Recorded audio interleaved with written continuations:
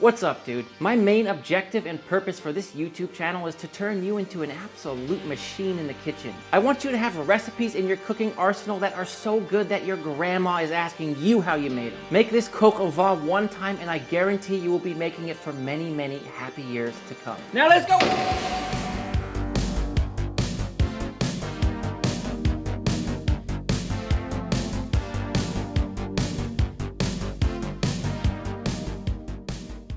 So Coq Au Vin literally means rooster with wine. So first you're gonna need a rooster, which you're not gonna be able to find, so just use chicken. And the cuts that you're typically gonna see used in this dish are legs and thighs. I got whole legs for mine and just cut that joint, but if you wanna just buy them separate, that's absolutely fine as well. And if you have the foresight, it can be a really great idea to take the wine that you're gonna use in this dish, which in this case is Pinot Noir, and just pour that over the chicken with the pearl onions and some fresh thyme. And now leave it in the fridge to marinate overnight. The next day, you wanna pull out your chicken and we want to dry it off really well. It's going to be a little bit stained now by the wine. And while we're on the subject of wine, just buy a cheap bottle. You really don't need anything expensive when you're cooking like this. Love the way that looks, so cool. And we really want to dry these up, so just leave these towels on, soak up that moisture. And now with your wine here, this is the wine we're going to be cooking with for this recipe.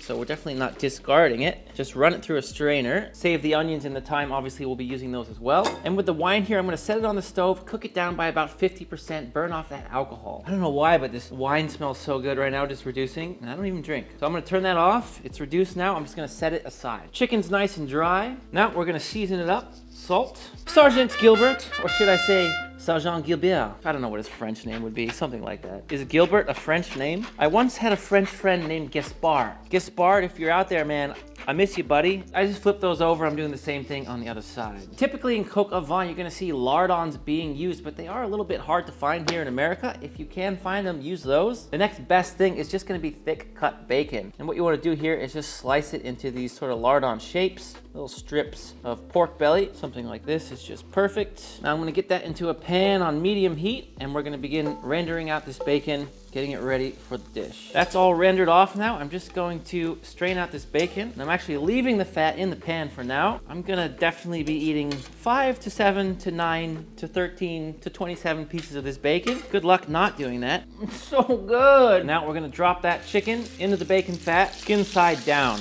And you may have to do 2 batches. I don't think it's gonna quite all fit. That's okay. Now I don't wanna overcrowd it, but also I've just decided I'm gonna make it fit. Just keep that heat high, it's gonna be fine. Pushing the limits, but that's okay. Once they're nice and brown, let's give them a flip. Smells so good. And just do the same thing on the other side. Now we're just gonna remove this chicken from the pan, set it over here with the bacon. At this point, I'll discard about 80% of that fat. Next, we're gonna slice up the mushrooms. I'm just using these regular old cremini or button mushrooms. And all I did was remove that little stem and then clean the tops. And what I'm gonna do with these is very simple. Just quarter them, like so. You could do slices if you want. I just like this shape for Coq Au Vin. If there's a real big one like this, I might just do it in 6s, like a little pizza. For these carrots, I'm gonna cut them into this sort of oblique shape. You see the angle we have there? We're just going straight across like that. And then you just turn and roll and make the same cut like that. Turn and roll, same cut. Turn and roll, same cut. And all the way down until you get to the bottom.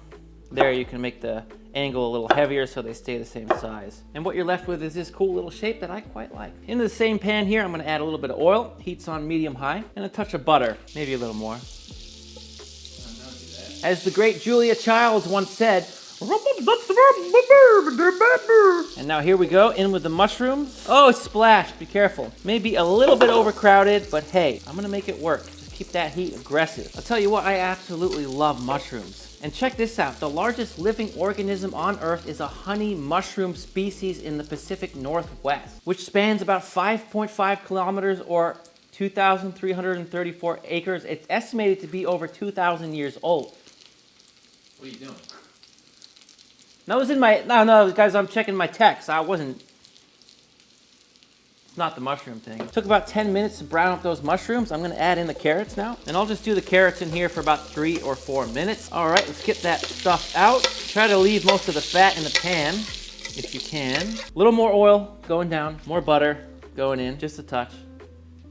And now we're going in with the onion. Oh yeah, that smells good. It's like all the best smells in here. Bacon, onions, butter, man. Now after about 8 minutes, my onions are nice and brown. They smell delicious. I'm gonna pop them out, get them over here with the mushrooms. Now listen, my friends, I am not gonna deglaze this pan. On one of my recent chicken tikka masala videos, people were going off in the comments about how I didn't deglaze the pan. If there's nice brown fond on the pan, that tastes delicious. By all means, deglaze it. But if it looks like this, don't deglaze it. That is not gonna be good, right? Look at it, it's burnt. Plus, most of the fond came off already when I cooked the mushrooms after the chicken and bacon. Into this new pan, I've got it just a touch under medium heat. I'm adding in unsalted butter. You may be wondering why I didn't just build it all in one pan like this. And I'll tell you why. I never like searing stuff in these pots. I only use these for braising. When you try to sear something in here, it never gets a good sear, and then the sides of your pan just get totally black. Too black, and then you wash that off into your sauce, and it doesn't leave a nice flavor. I love these pots. They look beautiful. It's Le Creuset. It's great for braising, but not for searing meat. Butter's melted. I'm adding in the garlic right now. Just crushed garlic is all. Garlic's been cooking for about 3 minutes. It's nice and fragrant. I'm just adding in now the tomato paste, little toothpaste tube of it. And now, as you may see me do here on this channel, I always toast off that tomato paste. Whenever you're working with it, it's always a good idea. It deepens the flavor, it removes that sort of tartness and acidity. So that's what we're doing now. Just about 3 minutes with that tomato paste. Now I'm adding in the flour. This is gonna be the thickener for our Coq Au Vin. And sort of what we're building here, more or less, is like a tomato paste sort of garlic roux. And like with any good roux, you definitely wanna cook that flour out a little bit for at least 5 minutes to get rid of any raw kind of taste. Flour's cooked off. Now I'm starting to add the chicken stock little by little. I don't wanna add too much at a time. And I really wanna work this in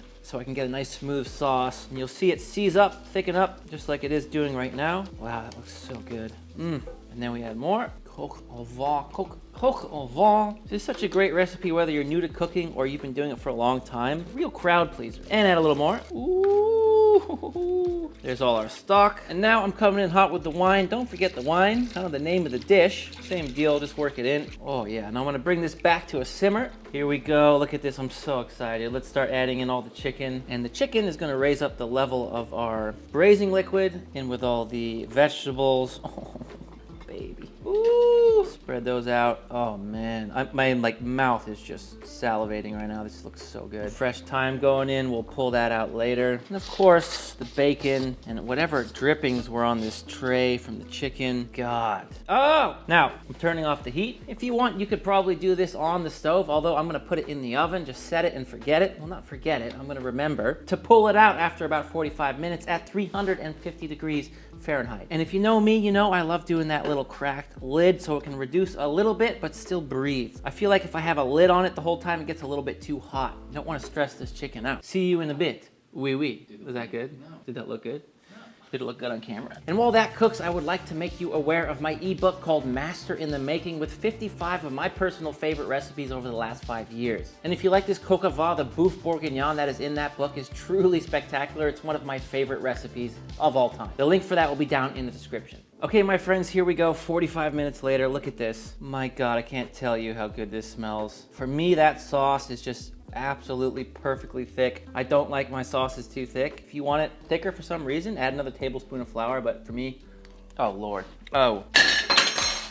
Dude, it's so good. Now look, just as you would rest a steak after you cooked it, make sure you rest your braised meats, whether it be coq au vin or boeuf bourguignon or what have you. As it relaxes in there, it's gonna be so much more tender and juicy. And if you have the godlike patience to make this the day before you wanna use it, it is gonna be so freaking good. That is the absolute best. For now, I'm just gonna let this rest for about 20 minutes or so. If you're looking for ideas on what to serve the coq au vin with, you could do mashed potatoes, you could do rice, you could do polenta, you could do egg noodles or pasta, you could make dauphinoise potatoes with these, that would be like the best one. You could also do green beans, Swiss chard, or cauliflower if you're looking for something a little healthier. Today I just made some whipped Yukon Gold mashed potatoes. I'll put a link at the end of this video if you want to learn how to make those.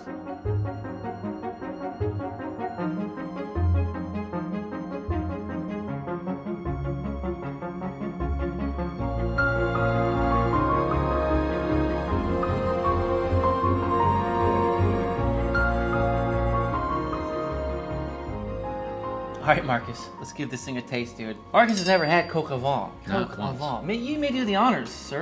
Ooh. These are my favorite kind of meals. Mashed potatoes, something saucy and meaty on Getting top. an onion. I'm sold.